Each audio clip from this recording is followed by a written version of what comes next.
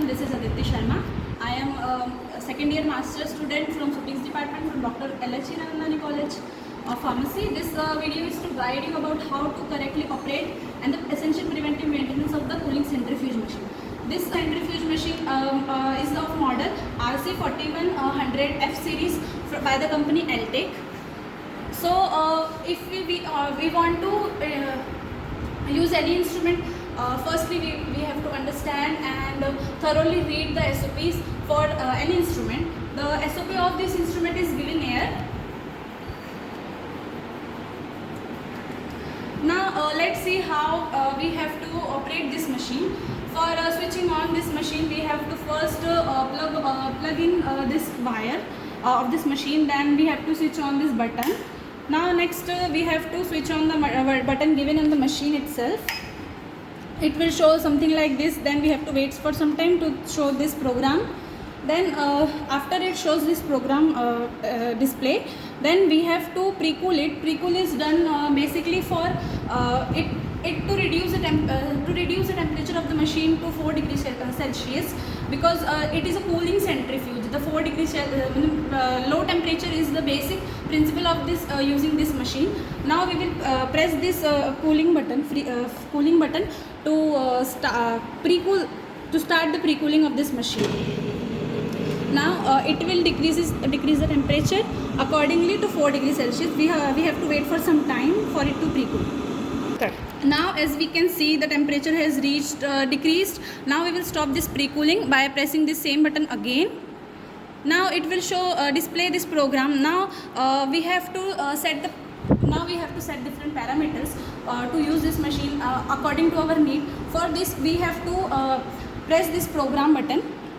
The program button, it is for setting different parameters. There are different parameters like mode, RPM, different other things, RPM, then ACC, then DEC, then timer. All the other parameters are already set. We have to only change the timer according to our need, and the maximum time we can run this machine in a day is for 1 hour only. Exceeding 1 hour we cannot use this machine in a day. Now we will set the timer. Since it is an example, we will set the temperature to only for 5 minutes. Timer for only 5 minutes. Then again we have to press program. Then we have to wait for some time. Okay. Then it will display program. Now we will load the sample. These are the tubes we have to use for loading the sample in this. For loading sample, we have to open this. Okay. Then it has chamber like this for placing test tube. We have to open this.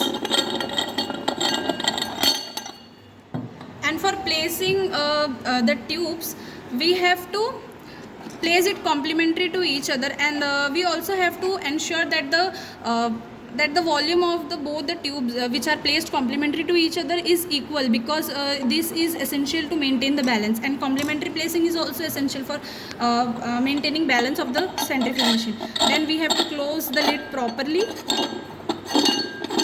otherwise during centrifugation process it will open and the spillage happens. Now we will close this. Now for starting this machine, we have to press this start button.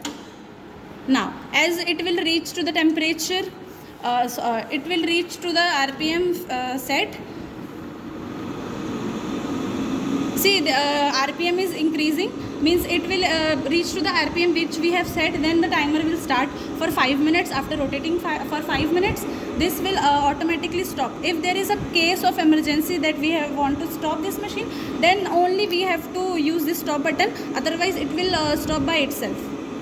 Centrifugation operation is done, and the rotor has stopped by itself, and now it is displaying program. Now for removing sample tubes, we have to open this again. Then we have to open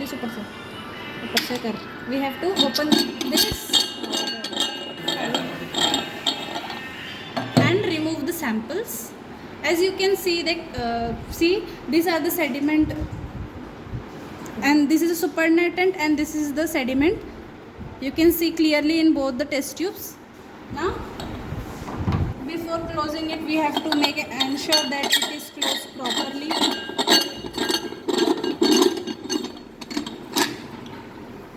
Now close this, then close this, press this button to switch off, and then lastly we have to switch off this power button.